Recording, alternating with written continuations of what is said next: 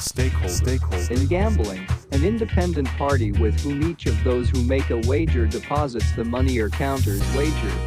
A person with an interest or concern in something, especially a business. In emergency management, any person or entity with a vested interest in the survival and recovery of a given community. You. Welcome to Stakeholder Prepping.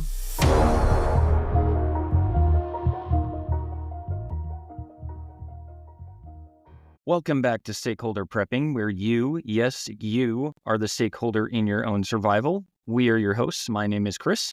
And I'm AC. And today we're going to talk about that old song. You know the one, so feel free to sing along with me. Over the river and through the woods to grandmother's house we go. I'm not singing it with you. But what happens when your GPS goes on the fritz? Grandma just moved to her retirement cabin, and you absolutely must get there, or your family is going to divvy up all your stuff to whoever shows up.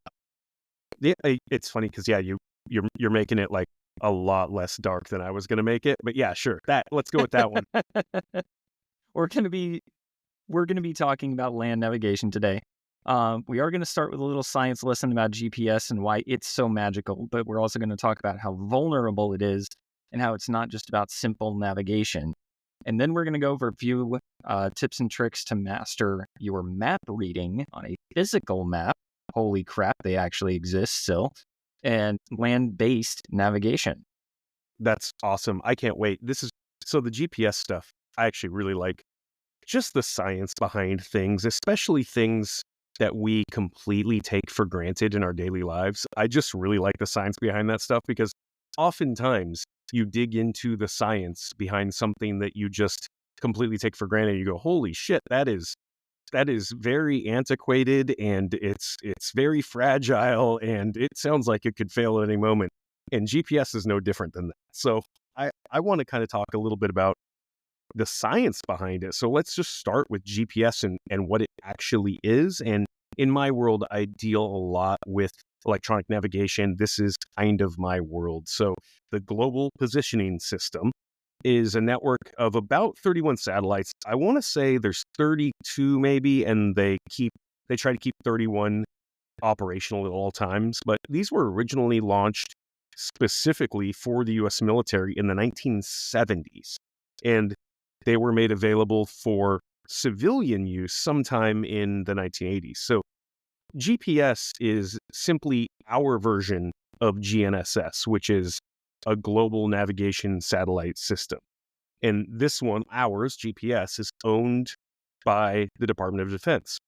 I guess I didn't realize how few satellites there are up there. I thought it was like hundreds of them. Oh, there's just not that many. It's crazy. There's not that many. And in fact, we'll talk about how many you can actually see at any given time. But no, there's not that many. And I think they're fairly low Earth orbit. They're like 10,000 miles up, which is fairly low in terms of orbiting things. But yeah, no, there's not that many of them up there. And we have more, I think, than everybody else. Like the Europeans have EGNSS, the European Global Navigation Satellite System, made up of the Galileo constellation, and the Russians have GLONASS. And I think those are both far less satellites. So many devices, a lot of the GPS type stuff that you might use for navigation, like backpacking and hunting, they'll actually use both systems combined. They'll use GLONASS and GPS to acquire a position quicker. Okay. Let's talk about how it works. So I think a lot of us always assumed that GPS just provided triangulation, meaning that it just calculated the distance from 3 different satellites and boom, there you are. But that's not actually how it works at all. You actually need at least 4 satellites. You need 3 for trilateration, not triangulation. And I forget, it's got to be, this is like geometry, but basically triangulation is where you get the distance to an object based on 3 angles. And trilateration is where you get your distance to an object based on the 3 straight line distances. I guess I understood that triangulation is where you can find a position based on a 2D environment, like a map, And Right. trilateration is in a 3D environment, and it's based on time. Yeah, that's right. Because if you think about if you had two dimensions, you could use two satellites and you could figure out where you were in one of two positions, right? You couldn't triangulate and figure out where exactly you are. But if you knew your known distance from 2 points, then you could be in one of two places. And in a 3D sphere, you could actually be in one of four places. But I think GPS assumes you're not above them, right? They assume you're not in outer space, This is right? true. So that's kind of how that works, right?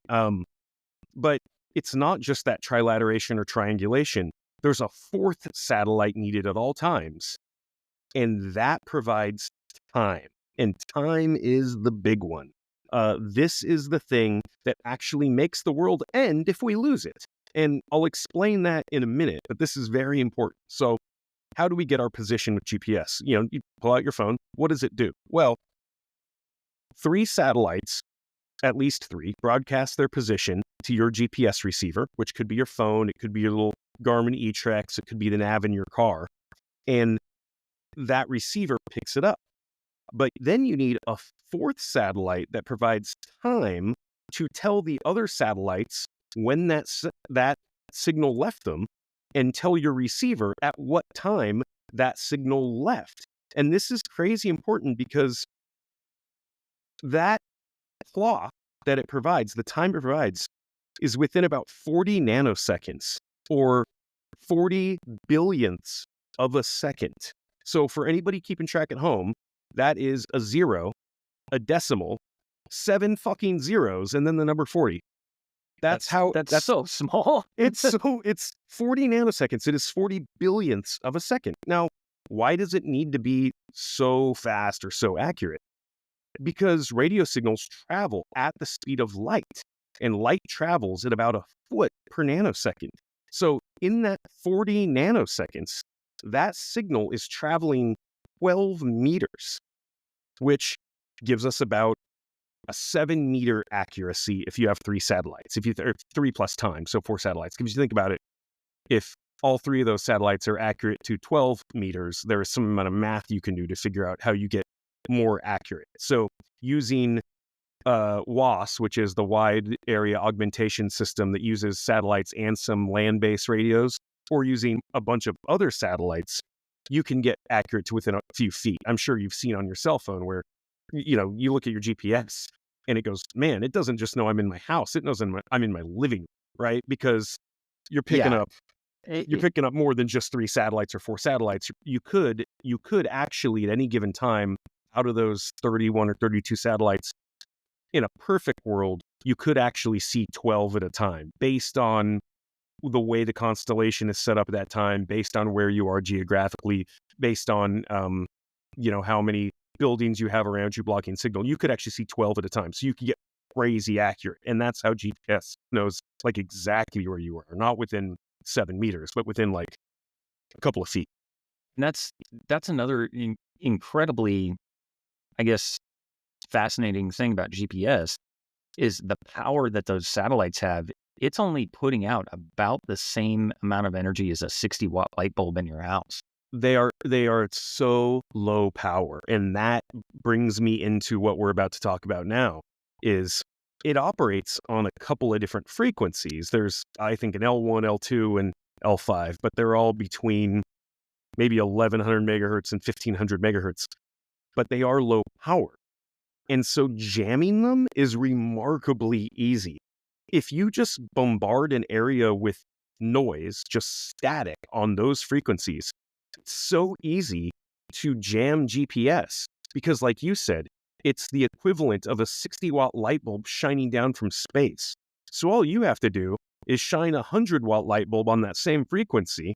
And then, you can actually jam GPS. Your GPS will stop working by simply bombarding an area with the same frequency at a little more power. You can jam it. And that's pretty concerning. And that's one of those things for those who aren't kind of tracking what we mean by noise. Think of yourself in a house party, right?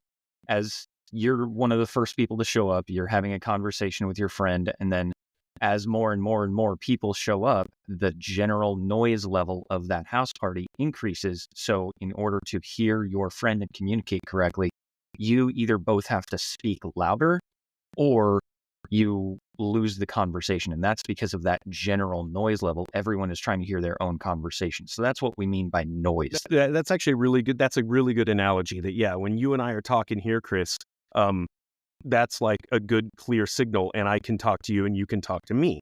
But if a DJ shows up and starts, blasting music, exactly, then that is the equivalent of like, the Russian jamming attack that we're seeing right now in Ukraine, right? If you think about that, you've got aviation systems all over the world, even as far away from the conflict as like Greece, that are having a hard time landing their airplanes because the Russian DJ on the battlefield is bombarding that area with all that noise. And, they won't land the airplane anymore because so that is That's too perfect.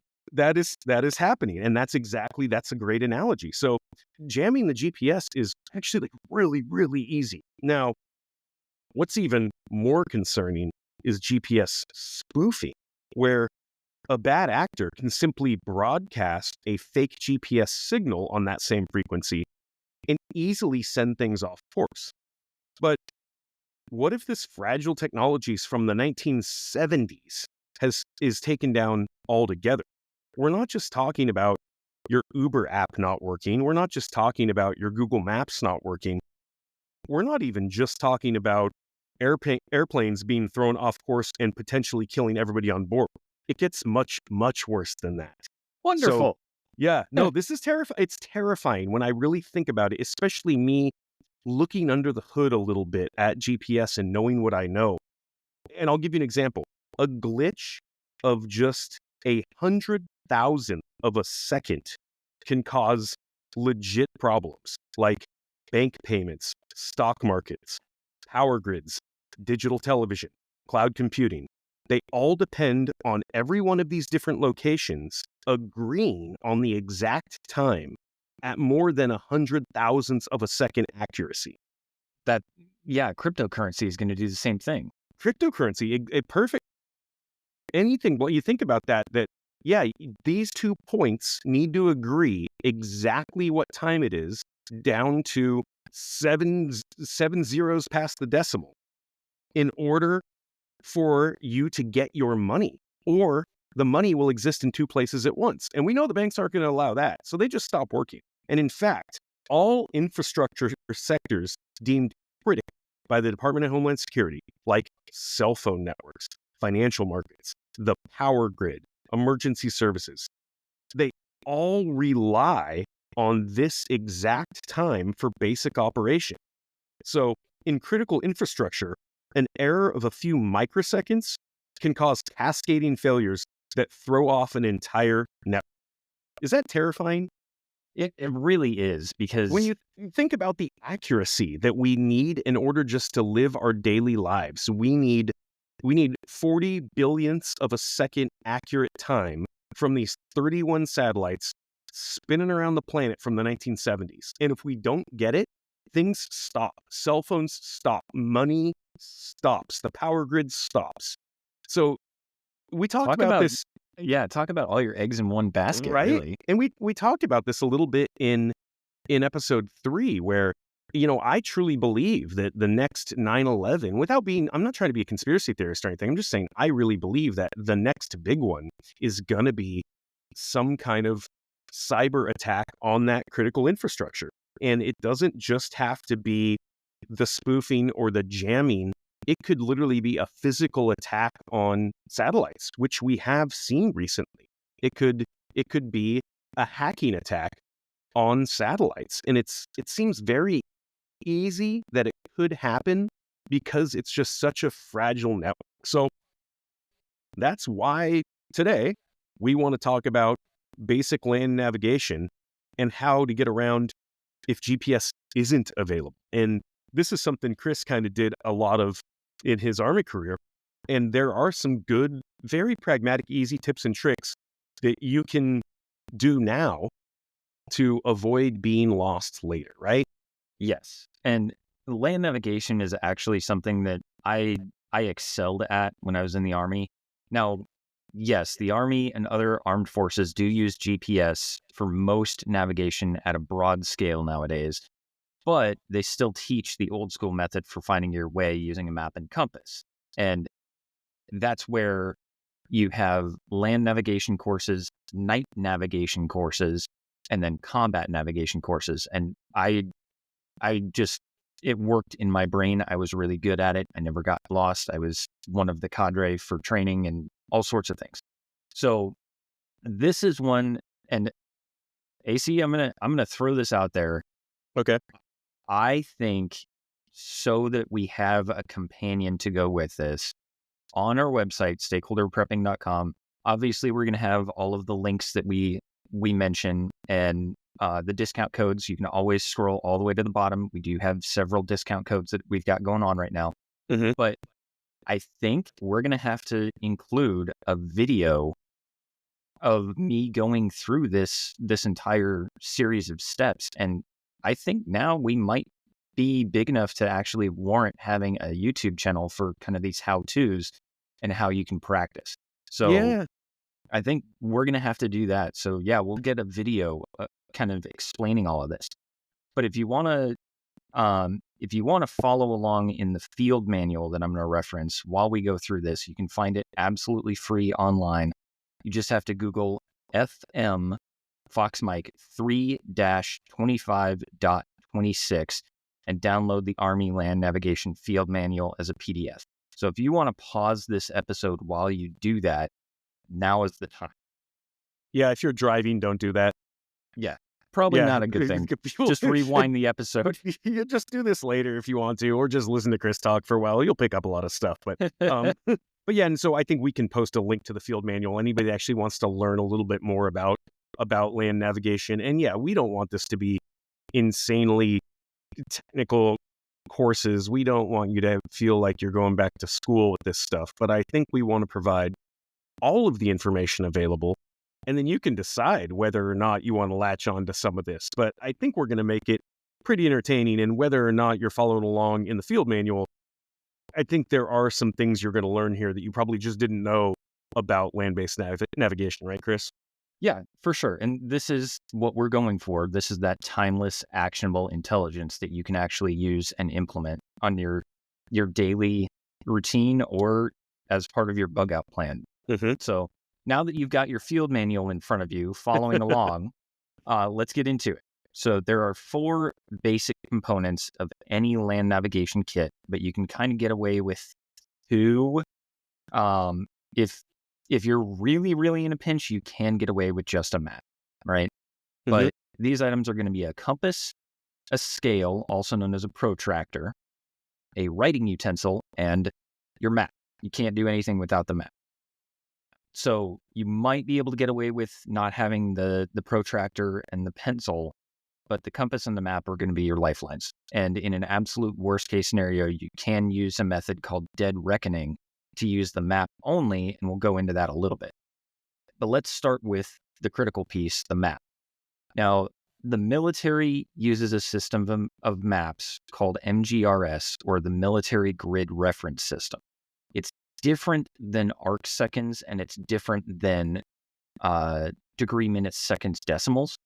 So it's used to denote where on the planet each map is. But there's also naval navigation maps, aerial navigation maps, atlases, street maps. Even your hand-drawn treasure map that you left in the floorboards of your bedroom as a kid has some type of reference system in place, right? Lego pile here, bed here. Yeah, it was never really to scale, but yeah, you're right. Exactly. And this is important because they can all translate to each other between systems. But the one that we're going to focus on is the MGRS system, which I feel is a solid base without having to divide by 60 to get degrees, minutes, seconds, arc seconds, things like that. Does that make sense, AC? Yeah, so I think just so we're clear on this, the MGRS is basically, it's metric based, right? So it's based on 100th of a measurement. Like a decimal, a 0, a 0, not dividing by 60, which is what the degrees, minutes, seconds type thing is based on, right? Exactly. And it divides the entire planet into sections with kind of numbered letter codes at the beginning, so you can get a pretty decent idea of your general location based on that letter code. If you go too far off the map, you just need the next one in the series. So for example, AC, you live somewhere in the map section of 10 Tango, while I am actually in map section 15 Sierra. So the further east you go, the higher the number, and the further north you go, the later the letter. But Oh, okay. these are huge maps. Like 10 Tango is half the state of Oregon, a quarter of Washington, and most of Northern California. It's Oh, got it. massive. Okay. It's just too big. Mm-hmm. So they then divide these into alpha codes for sections that are smaller and easier to manage, and then numbers to designate more and more and more precise points on the map. And believe me, I know this is a lot to go over and it's tough to digest in a podcast, Sure. but bear with me here. The more numbers there are after the alpha code, the more precise your location is. So a simple 4-digit code is a 1 kilometer by 1 kilometer area, which is 1 million square meters. That's, for the Freedom Fraction crowd, that's 187 football fields. Oh, good. I was totally lost until you threw football fields in. Good. Now I know. Now I know that how much room, how much land that is. Good. I mean, if you're in a forested area the size of 187 football fields, that's really easy to get lost in. Oh, for right? sure. Absolutely. Yep. But that's a 4-digit code. So, if you split those two pairs of numbers up and add another digit to each half, now you have 6 total digits. So instead of 1, 2, 3, 4, now you have 1, 2, 5, 3, 4, 6. Now you've got 6 digits. You just cut your area down to 100 meters by 100 meters. So 10,000 square meters as opposed to 1 million, which is a little less than 2 football fields. Got it. That's a huge difference. Huge And difference. if you continue doing this, separating your digits and adding 1 onto the tail end of each half, you divide by 10 each time. So a standard 8-digit grid, which is what the military uses to call in artillery, medevac, points of interest, casualty collection points, things like that. That's a 10 by 10 meter area, which is about 30 by 30 feet. So you can find your way in there. Mhm. And guided missiles, they get as accurate as 14-digit grids, which is about the size of a grape or a blueberry in the palm of your hand. Holy crap. That's the missile that like knocks on the door and it's like, knock, knock, can I come in? Warheads on foreheads, for sure. Right, We're right. good at that part. Right. So we've got kind of a baseline and our precision figured out. Now let's get our bearings to figure out where we are versus where we want to go, so we can get to grandma's house before all the stuff is gone. This is where your compass comes in, because you have to orient the map or we just end up going in circles. You don't have to have a fancy lensatic trifold compass with the magnifier and the laser pointer like the military uses. So they are good for spotting points in the distance to give you a direction to head in.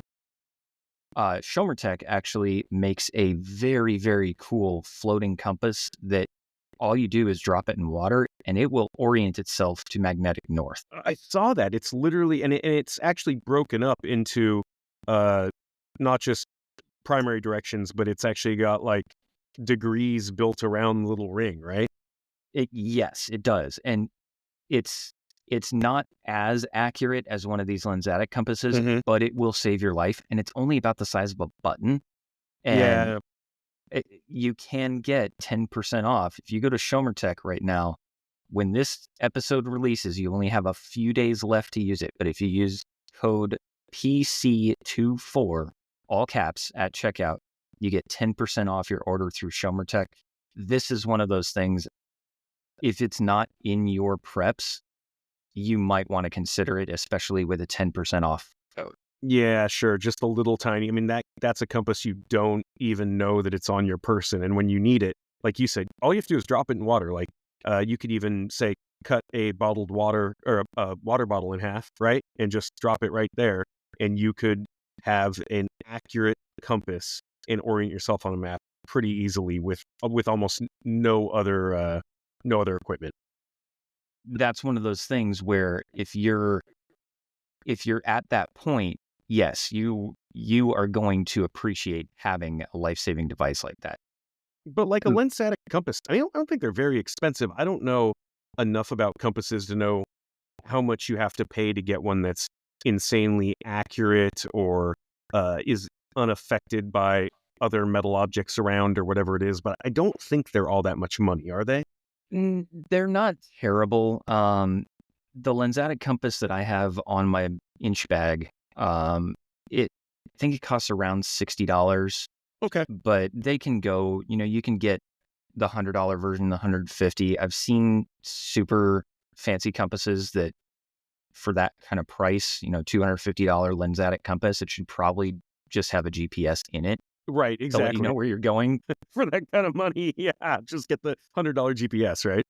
Yeah, and Yep. really you just need a compass that holds true and shows Mhm. magnetic north every time, not one of those super cheap ones on the top of a pin that points to the microwave when you test it. Exactly. That's really what you need. Yep. Right? And on every map, there's some sort of legend and a key, and it's usually down in one corner or the other, or down at the bottom or the top of the map, but it shows the scale of the map. And the standard size map for the military use is 1 to 50,000 scale. So 1 inch on the map equals 50,000 inches in the real world. But a lot of atlases and commercial maps are at 1 to 25,000 or 1 to 10,000. Which So is more accurate, right? That's a more detailed map. exactly, it's a Got it. bigger scale, so you see more detail. Okay. The Yeah. smaller the number, and really you can get down to 1 to 1 is that's real life is what we Mhm. experience is 1 to 1. Okay, that makes sense. Yeah, so like the My Topo map that I have, that we talked about in our Weird Preps episode, that is a 1 to 10,000. So it's a pretty detailed map. They usually commercially don't get a whole lot more detailed than that, right? I don't think so. I've seen a couple of hiking maps that are more detailed, like 1 to 2,000 because of the complexity of the trail, Sure. but they're pretty rare and pretty specific. So Mhm. 1 to Okay. 10,000, 1 to 25, and 1 to 50 are going to be your most Okay. basic maps. Makes sense. But we have to orient the map. And what we're doing here is lining up the map so that the map shows magnetic north the same way that the compass does. And the map has something on it called a declination diagram. It looks like an arrow. And depending on the map, it may have an arrow that points to true north and another arrow showing magnetic north. So if you have a map that shows your declination or your variation, you want to orient to magnetic north with your compass, which means setting the compass on top of the map and lining up that arrow that points north with your arrow on the compass. So now we're rotating the map under the compass to get our true bearing. And now our map shows what the ground actually looks like.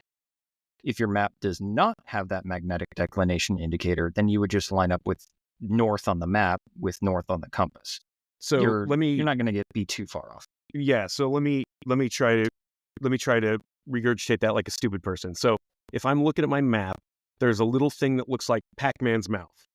And it's going to have an Okay. arrow, right? An arrow that's true north, and then it's going to be off by, in the United States, it's going to be off somewhere between, 10 degrees to maybe, I don't know, maybe it's 20 degrees or something is Pac-Man's open mouth there. But that's the difference between true north, what maps generally show, and magnetic north. And that changes based on where you are, right? Your magnetic declination, and in the aviation world, we called it variation, but that changes where you are, right? If you go further north, that's, I guess it's further off from magnetic north. And if you go further south, then your declination is closer to magnetic north. Is that right?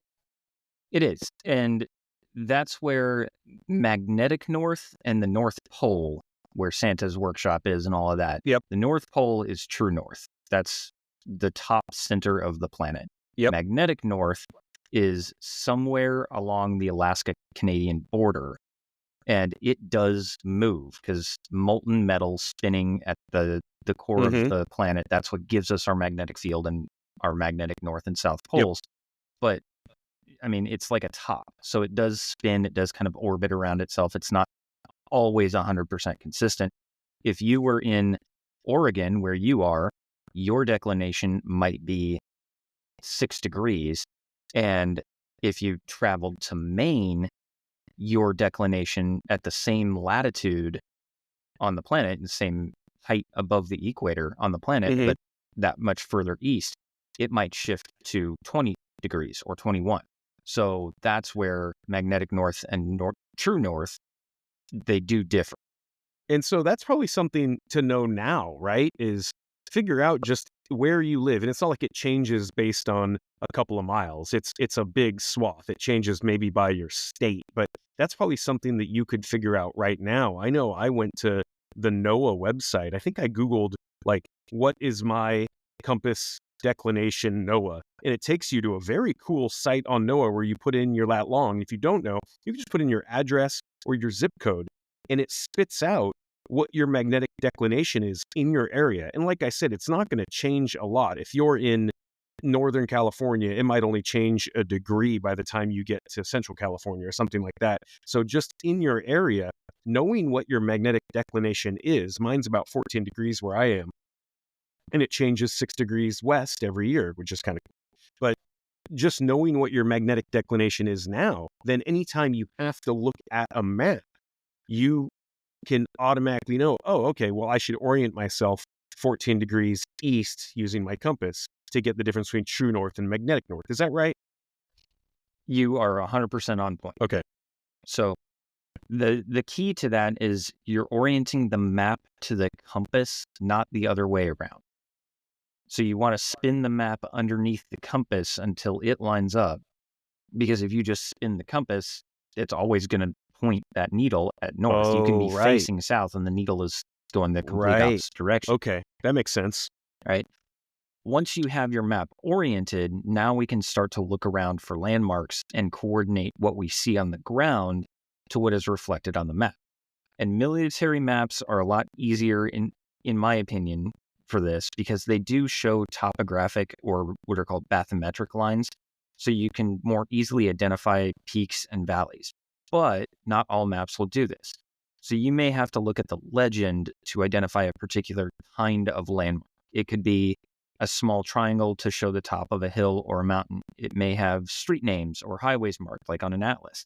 And some atlases even have special markers to show tourist destinations. So an atlas will show a special marker for Disney World and another one for Universal Studios. And if you can see both of those gates from wherever you are, you can figure out where exactly on that map you are. And I bet anywhere in Florida, you can see the top of the Epcot Center. So then, yeah, you could orient yourself anywhere. Florida is pretty fucking flat. It's pretty flat. It's pretty flat, man. But if you can identify 2 or more landmarks visually and find them on your oriented map, now we can identify where exactly you are on the map, which is really step 1 of getting to where you want to go, right? This is called dead reckoning navigation, and it can save your life in an emergency. The difficulty in doing this is if the map is not oriented, you may see point 1 and 2 both visually on the map, but you're on the opposite side of those landmarks than you think you are, and you start off in the wrong direction. This is that triangulation piece, right? Okay. Because we're on a 2D map. And this is why the compass is so important to your navigation, because if you're trying to navigate with just the map, you can get jumbled up and lost unless you are absolutely on point with your dead reckoning skills. Okay. So now we have a general idea of where you are, but we need a more precise location. And this is where your compass really does come in clutch, because you can get a bearing from those landmarks using the compass. Once you figure out where the needle is pointing, you can translate that onto the map using what's called a back bearing or a back azimuth, which is whatever your compass direction is minus 180. Going into a little bit of math here, not too difficult, but they're 360 degrees in a circle. So if your compass is telling you that landmark 1 is at 270 degrees from you, you subtract 180 to get 90, which is what we're going to mark on the map. And now we use that scale, that protractor, straight edge, whatever you want to call it, and our writing utensil. And on the map, you line up your protractor on the landmark and then use your back azimuth to set it in the right direction and draw a line, right? And now we make a second landmark and go through the exact same process. And what do you end up with? An X, right? X You marks the just spot. made an intersection. And X does mark the spot. But X is where you are standing on the map in the real world, plus or minus a few yards, depending on how thick your writing utensil is.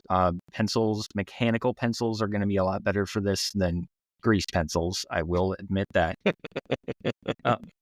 But you know where you are, so now getting to your destination just became possible, right? Right.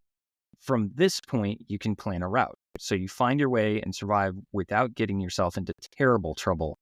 You're going to stop every once in a while and recheck against new landmarks, get your bearings, and repeat the same process. And you're going to be at grandma's house in practically no time.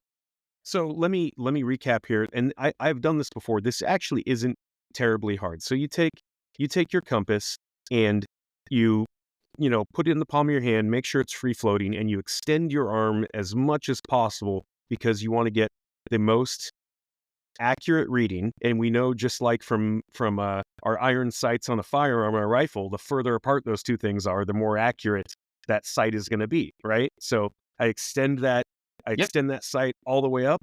I find my landmark. I look at the Epcot Center and I say, oh, well, that Epcot Center is 270 from where I am. That's my bearing off of north. So I'm standing over my map. I set that down on the map and I draw a straight line from the Epcot Center on that 27 to 090 line. And now I know I'm somewhere on that line.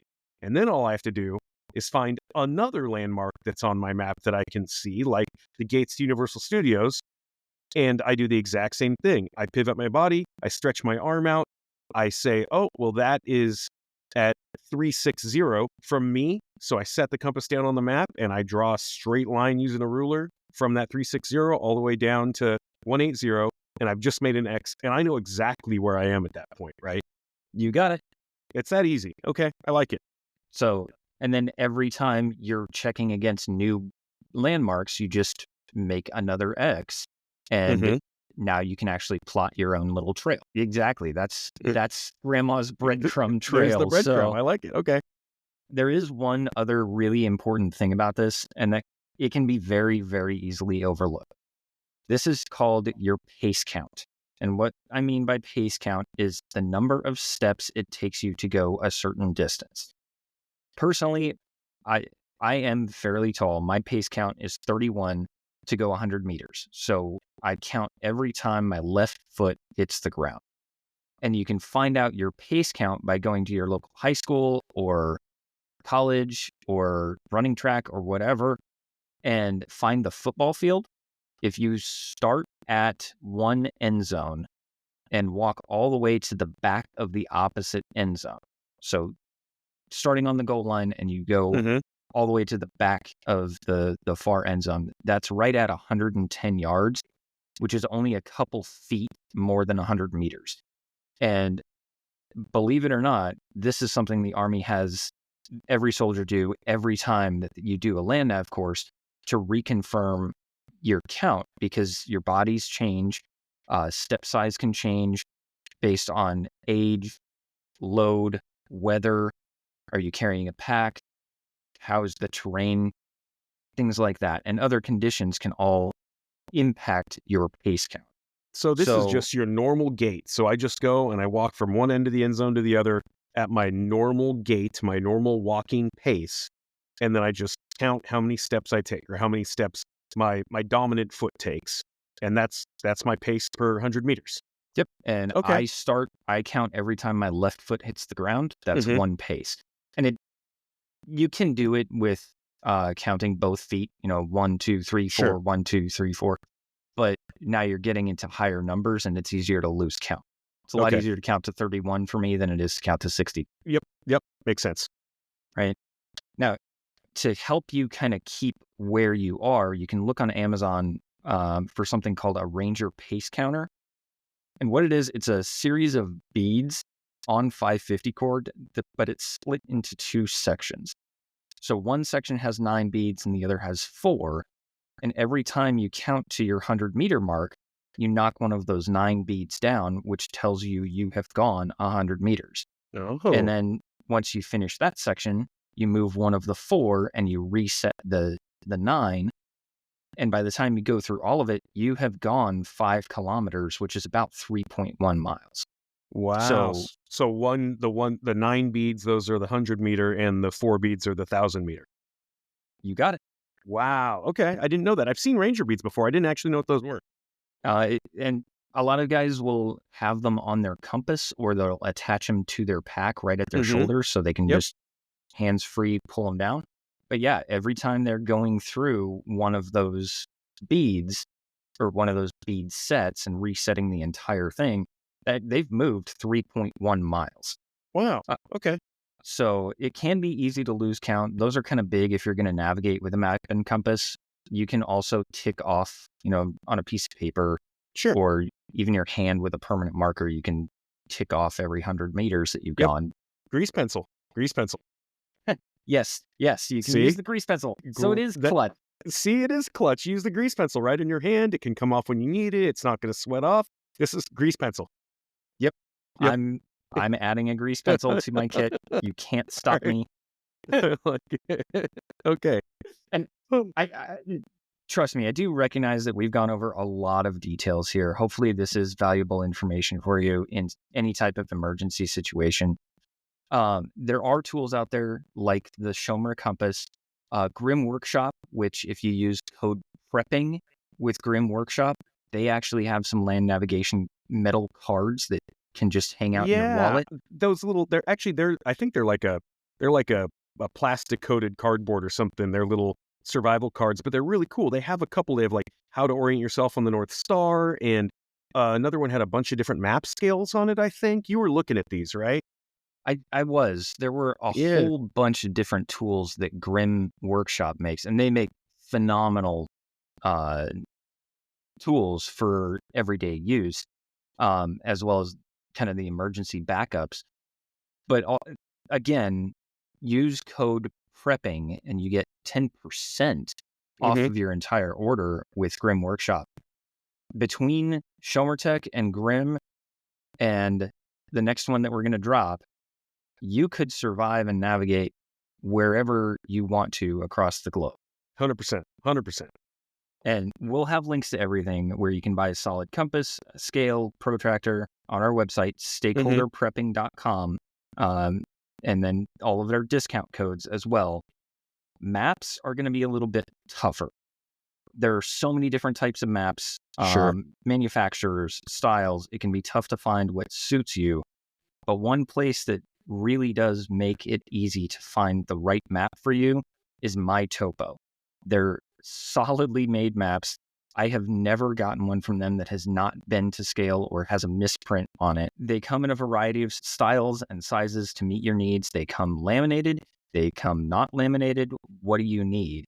And we have a link on stakeholderprepping.com that goes directly to their site. So you can order custom maps to meet your needs, which can be a very good idea for your entire bug out route, mapping your neighborhood like you've done. But if your bug out area is 60 miles away and now you have to go by land nav without GPS, you can build a series of maps that follows that entire route up, and then you just move to the next map. That's right. And I do really like these guys. MyTopo, like I said, we have a link that gets you to them from our website. And please use our link. It helps us out a little bit. But it's kind of cool. Like, this was part of my weird preps where I have a custom map made by them that's laminated, that is this 1 to 10,000 scale. So it's a very detailed map that's my home and my property and my entire neighborhood. And it's got the roads and it's got topographic lines. It's got all this really cool stuff. but you can make a custom map and they're not very expensive. I want to say that like the big custom map, like the 3x4 foot custom map with a really good scale was maybe $29, and it might be an extra $10 if you want a laminated one. Obviously, if you're trying to bug out or get home, the laminated map isn't the way to go. It's big and giant. You got to roll it up. But if you just want to have a backup map of your neighborhood, if you plan on staying put, if something bad happens, having a big laminated wall map with all of this information Chris just talked about it's invaluable.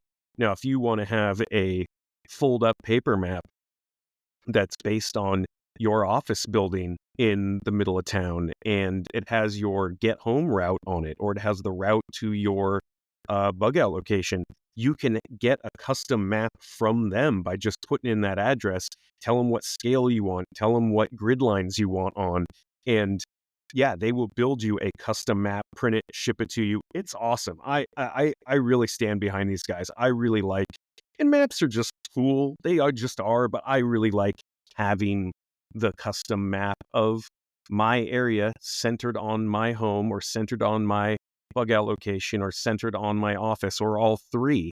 And then it's very easy to orient yourself. It's very easy, like Chris talked about with Dead Reckoning. If you're staring at this map every day, when something actually happens, it's going to make your Dead Reckoning a whole lot easier, right, Chris? If you've been looking and you know where all this stuff is already on the map. It does. And that's where this is one of those skills practice is going to make perfect. It is a perishable skill. It does take a little bit to get back into it if you haven't done it in a while, just like shooting, just like cooking, just like hiking, anything else. They're all perishable skills, so you do need to brush up on it. But getting some of those My Topo maps for different areas, you can practice in your living room. And, if you can see Pikes Peak from your bedroom window, yep, now you've got your first landmark. You may as well practice, right? That's right. So along those lines, can I talk about some of the like radio-based navigation that really crazy people can get after? This is, when you first told me about this, I was like, nah, this is kind of cool. So, I am an aviator and I do work in the maritime environment, and there are some radio-based navigation aids. I am old enough to have learned how to fly without GPS. And airplanes use a couple of different older, sort of antiquated radio navigation techniques, and boats use them as well. One of them is called a VOR, and VORs are still in use today, and they're part of the Federal Airway System. So as they shut these down in favor of GPS, they still are going to keep a couple of these operational. What a VOR is it's a VHF, so that's frequency operates on, omnidirectional radio beacon. And what that means is it has radials that shoot out from it. So rather than just getting a bearing, meaning that you tune it in and it points to it and it says it's right there, it tells you which radial you are on. So you tune into this VOR, and these frequencies are all public. The location of VORs is all public, and you can tune into one of these. And on your map, it is very easy. It will tell you are on the 150 radial. And so from that VOR, you know where it is. You draw a line on this 150 line out of it, and you know that you're somewhere on that line.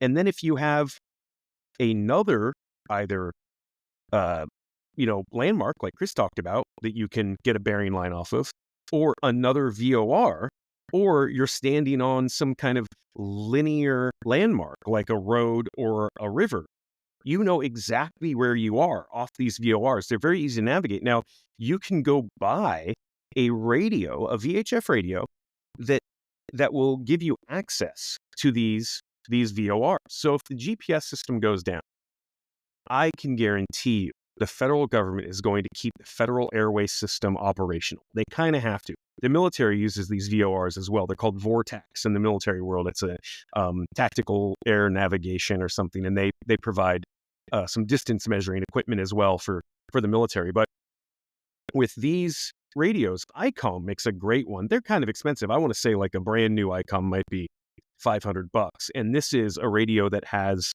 all of the VHF frequencies for aviation, which if you're a radio person, like a ham radio person, you can usually listen to those aviation frequencies, but you don't have access to them.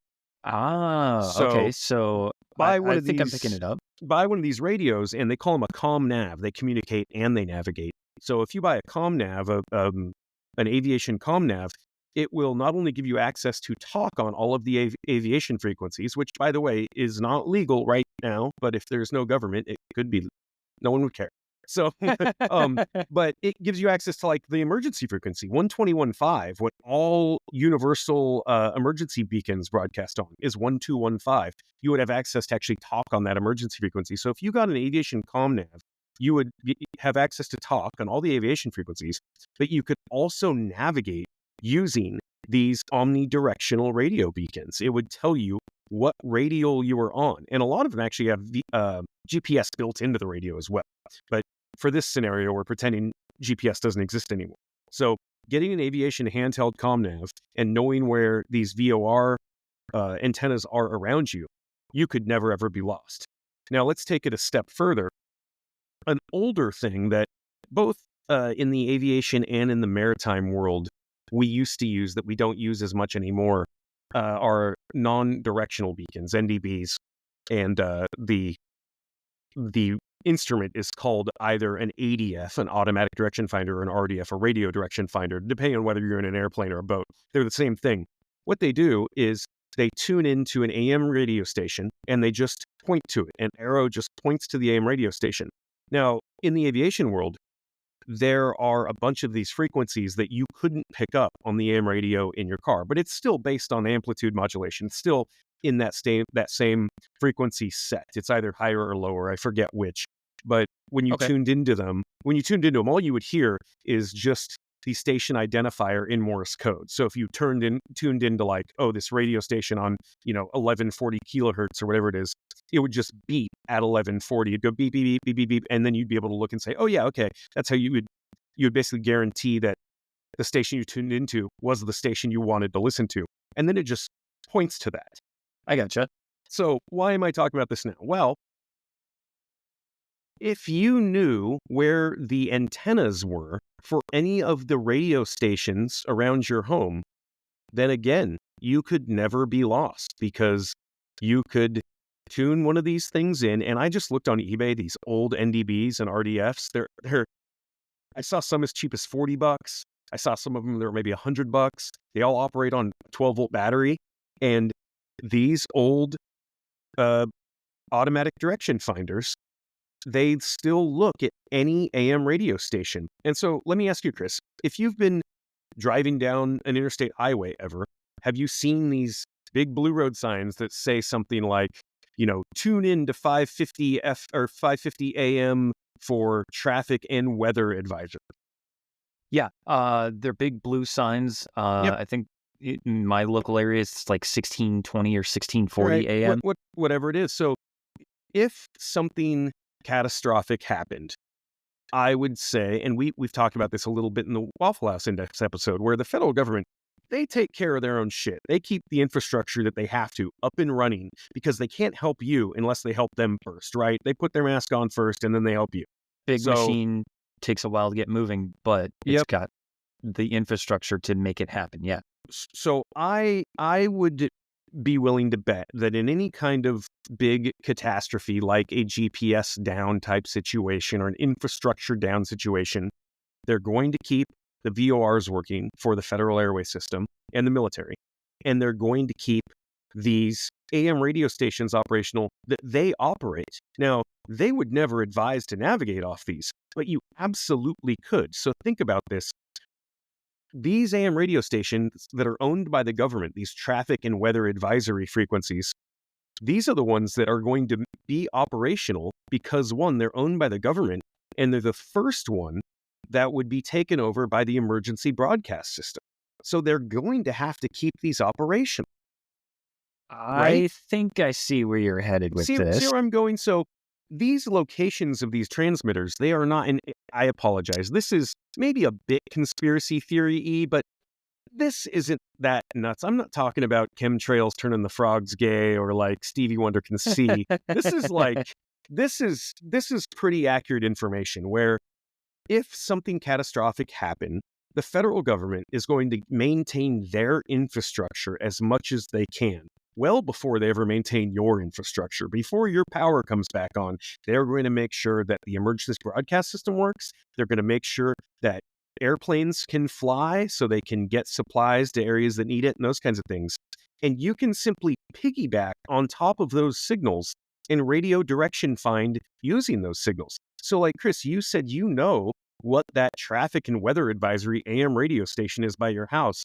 Everybody's seen one of these signs. Anytime you've driven on a freeway, you've seen the sign. Now, have you ever gone to that AM radio frequency? Probably not. I think I maybe have once just to see what it is, and it's like a little computer voice telling me that traffic's okay. But I have a couple of times in Have really you? bad traffic jams, or Oh, sure.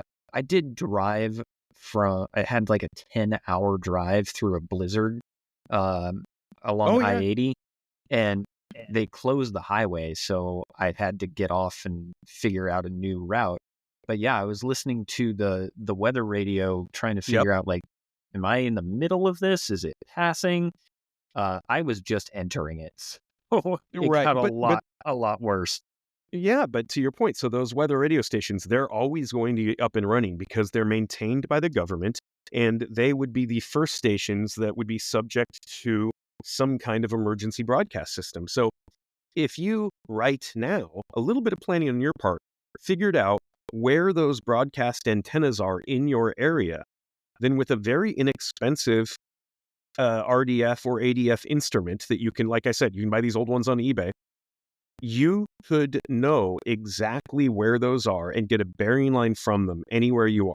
If you had 2 AM radio stations, you could triangulate where you are anytime. And the cool thing about AM versus a VOR, which is based on a VHF frequency, the cool thing about AM is they aren't line of sight, meaning that if you're in the valley and you're looking up at the mountains, these AM radio stations are still going to punch through because they bounce around and they're not based on line of sight. So if you can't see the station, it's still going to point to them. So if you knew where that antenna was and you had it marked on your little My Topo map with a grease pencil, and you were on any linear landmark, meaning a highway or a river, you could simply get a bearing line off of that radio and say, oh, I know it's in that direction. Draw the line, and where it crosses the river or the road, you know exactly where you are using AM radio stations that are always going to operate. Does that make sense?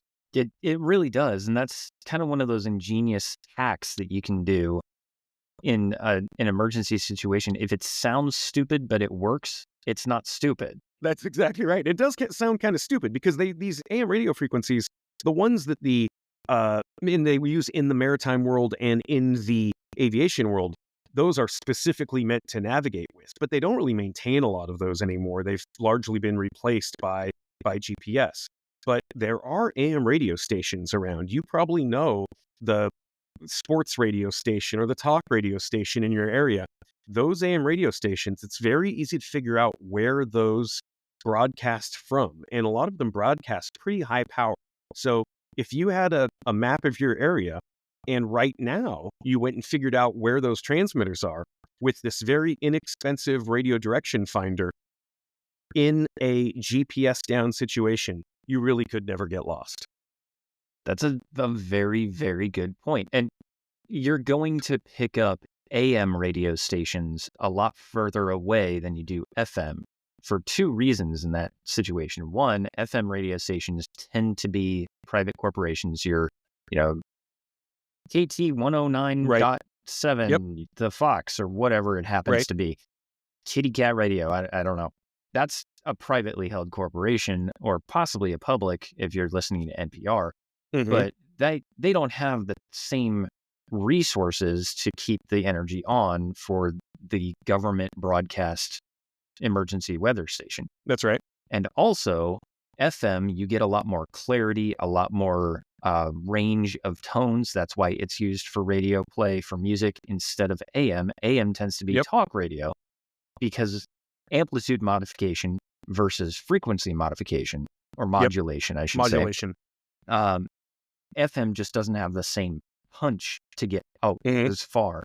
And AM tends to bounce off the ionosphere and back down to the ground and back and forth. That's exactly right. That's why it's not line of sight. So VHF, which is what your FM radio stations generally are on, they are line of sight. You kind of need to sort of see that antenna in order to get a good signal. And in AM, you're right, it bounces around all over the place. So you can pick that up in a whole lot of places you can't pick up FM. So navigating, and this is cool because we're going antiquated. This is going old school. This is all equipment that people stopped using and have thrown out and are selling for $20 on eBay because there's no reason to have it.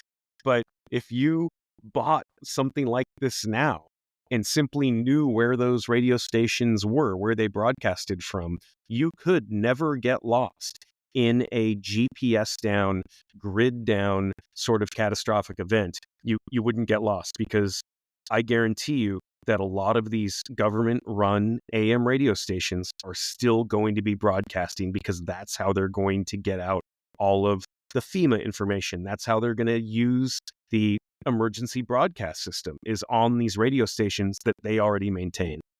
And as long as your emergency planning office for your locality keeps the generators running for those, it's not going to go out. But if it's that bad where your entire emergency office has just abandoned the station, right, that's when you're going to run into, well, I thought it was at, bearing 336, but now I can't find it. Right. So, well, but really, like I said, if you have a linear landmark of some kind, then you really only need one AM radio station and to know where it is. And yeah, you could never get lost. So anyway, that's kind of a cool hack. It's one of those things. It's not meant to be used that way, but you certainly could use it that way. So between like an aviation navigation handheld that's using the VOR system that, again, the federal government is absolutely going to maintain at all costs, or using one of these old antiquated automatic direction finder, radio direction finders, again, that the government is going to maintain at all costs, you could navigate using those radio stations. I like it. I really do like it. Kind of a cool backup. Yeah, so we've gone over GPS and how GPS works, and when GPS goes down, what it could do to us. We've gone over some very basic land navigation stuff. You can get a lot more complicated. If you want to learn more about that, we're going to have a link to FM 3-25.26. The Army Field Manual, of course. Yep. And probably the Marine Field Manual as well. Yep. You can get your scale and tools and things like that from Grim Workshop with our special code prepping will get you 10% off. And that code will continue forward.